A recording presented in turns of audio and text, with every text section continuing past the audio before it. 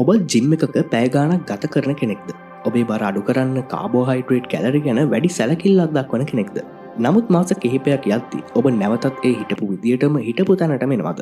නිකමට හරි වාට හිතල නැද්ද ජපන් ජාතකින් වගේ ලස්සන සිහින් සිරුරක් ඔයාටත් තිබුණ නම් කියලා. හොඳම කතාව ඒක නෙවෙයි. ඔවුනුත් සාමාන්‍යයෙන් අපි වගේම බත් නූඩල්ස් වගේ ආහාරත් නිතර ගන්න පිරිසක්.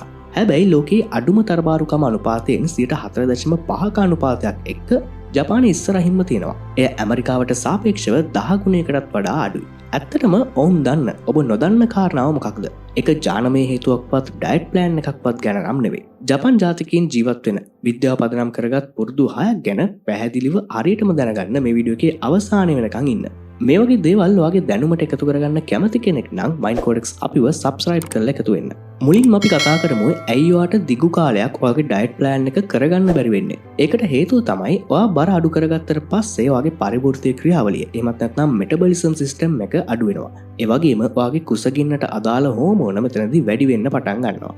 ශරීරයට ඔයාගේ ගෝල් එක අදාළ වෙන්නේ නැහැ. ශරීරයට අවශ්‍ය වෙන්නේ ඔයාව ජීවත් කරන්න ඕන කියන ඉලක්කය විතරයි. දැන් අපි කතා කරමු ජපන්නු කොහොමද එයාලගේ ඇඟ ලස්සනට තියාගන්න කියලා. පළවෙනි පුරුද්ද train your taste. ඒ කියන්නේ ඔබට රස දැනෙන විදිය පුරුදු කරන්න.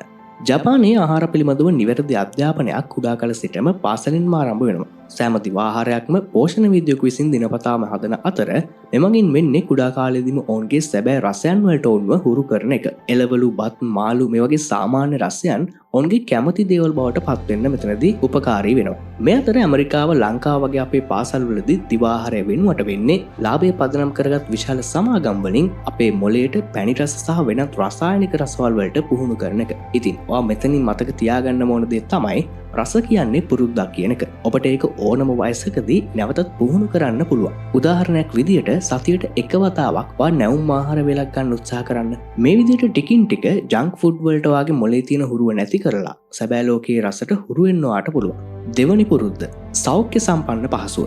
සාමාන්‍යයෙන් ඔයාට බඩගින්න දැනුණු ගමන් මොවා කරන්නේ වටපිටාව තියෙන කඩේකින් එමත් නැත්නම් ඔයා ගෙදර නම් ඉන්නේ ෆ්‍රිජ් එකේ තියෙන මොනවා හරි කන්න ගන්න එක. හැබැයි ජපානයේ තියෙන සුළු පරිමාණයේ කඩවල් වල උනත් ක්ෂණික ආහාර වෙනුවට තියෙන්නේ පීසා, බර්ගර් වගේ ආහාර නෙවෙයි. ග්‍රීක් කළ මාළු, මිසෝ සුප් වගේ සැබවින්ම ගුණාත්මක ආහාර උන්ට පහසුවෙන්ම මිලදී ගන්න පුළුවන්. විද්‍යාත්මකව මේකට කියන්නේ environmental design. හෙවත් ඔබේ තේරීම් කරන්නේ අවට පරිසරයට අනුව කියන එක. සරලවම කිව්වොතින් ඔයාට කරන්න පුළුවන් දෙයක් තමයි ගෙදරදී ඔයාට බඩගින්නක් හැදුණු ගමන්ම ඔයා කන්න කැමති නැවුම් පළතුරු වගේ ගුණාත්මක දේවල් වලින් වගේ වටපිටාව හදාගන්න එක. ඒ කියන්නේ අනවශ්‍ය කෑම ඔයාගේ ගෙදරින් ඉවත් කරන එක. තුන්වෙනි පුරුද්ද පෝෂණ කන්ට්‍රෝල් හෙවත් කෑම ප්‍රමාණය පාලනය කිරීම. ඔයාටත් හිතලා තියෙනවද ඔයාට තවත් කන්න පුළුවන් කියලා. හැබැයි ඔයා බෙදාගත්ත පිගාන දැන්ටමත් ඉවරයි. මේක වෙන්නේ ඔයාට බඩගිනි නිසාම නෙවෙයි. මනෝවිද්‍යාත්මකව මෙතනදී වෙන්නේ ඔයා කෑම කන පිගාන අනුව ඔයාගේ බඩගින්න හැඩගැස්වෙන එක. ඉතින් ජපන් ජාතකින් කරන්නේ කුඩා ප්‍රමාණයේ භාජන වලට එළවලු, මාළු, බත් වෙන වෙනම දාගන්න එක.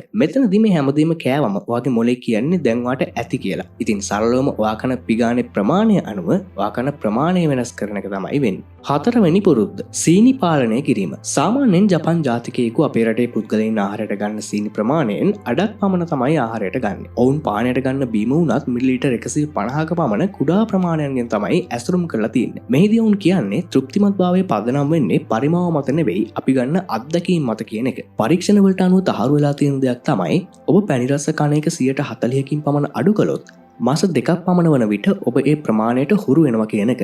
ඒ කියන්නේ ඔයාට කුඩා පැණි රසක් වුණත් ඉතාමත් වැඩියෙන් දැනෙන බව. ඉතින් ඔයාටත් කරන්න පුළුවන් දෙයක් තමයි soft drink එකක් වගේ එමත් නැත්නම් පැණි රස බීමක් වෙනුවට green tea එකක් වගේ දෙයකට මාරු වෙන එක.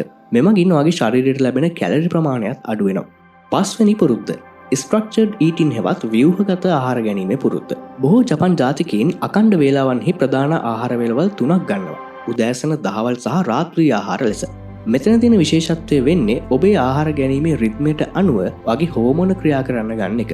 ඒ නිසා අනවශ්‍ය ලෙස සුළු කෑම, චිත්තවේගීව ආහාර ගැනීම සහ ප්‍රමාද වීම නිසා අධික ලෙස ආහාර ගන්න එක මෙතනදී වළක්වනවා. ඔබ ආහාර ගන්න කාලසටහන අවුල් නම් ඔබේ මොලේ ඕනම දෙයක් අල්ලා ගන්නවා. බොහෝ විට ඔබේ ශරීරයට අහිතකරම දෙයක් වුණත් පහසුවෙන් ලබා ගන්න මෙතනදී තීරණය කරනවා. ඉතින් නිසි ව්‍යුහයකට අනුව ආහාර ගන්න එක ඔයාගේ ශරීරයට අනවශ්‍ය කැලරිස් එකතු වෙන එක වළක්වනවා. 6 වෙනි පුරුද්ද ස්ලෝ ඊටිං හෙවත් ආහාර ගැනීමේ වේගය. ඔබ දැකලා ඇති ජපන් ජාතකින් ආහාර ගන්න භාවිතා කරන්නේ චොප්ස්ටික්ස්.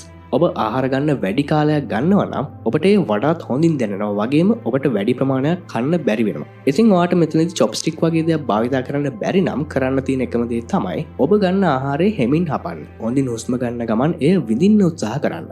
වැඩි වේලාවක් ආහාරයත් සමග එකතු වෙලා ඉන්න. මෙතනදී වගේ මොලේට සිග්නල් එකක් යනවා ඔයා ගොඩක් කෑවා කියන එක. මතක තියාගන්න වගේ සිහි කල්පනාව තමයි මෙතනදී වැදගත්ම දේ වෙන්නේ. ඉතින් වීඩියෝ එක අවසානයේදී මම හිතනවා මේ පුරුදුවාට කරන්න අමාරු දේවල් නම් නෙවෙයි. වගේ මනස හරියටම පාලනය කරගන්න පුළුවන් නම් ඔයාටත් පුළුවන් ලස්සන සිරුරක් පවත්වාගෙන යන්න. මේකන ඔයාට හිතෙන දේ පහලින් කමෙන්ට් එකක් දාගෙන යන ගමන්ම මතක ඇතුව ඔයා මුලින්ම පුරුදු වෙන්නේ මොකක්ද කියන එකත් පහලින් දාගෙන යන්න. මේ වගේ දේවල් වගේ දැනුමට එකතු කරගන්න කැමති කෙනෙක් නම් අනිවාර්යෙන් මයින්ඩ් කෝඩ්ස් අපිව සබ්ස්ක්‍රයිබ් කරලා එකතු වෙන්න. ඔයාලා හැමෝටම සුබම සුබ දවසක්.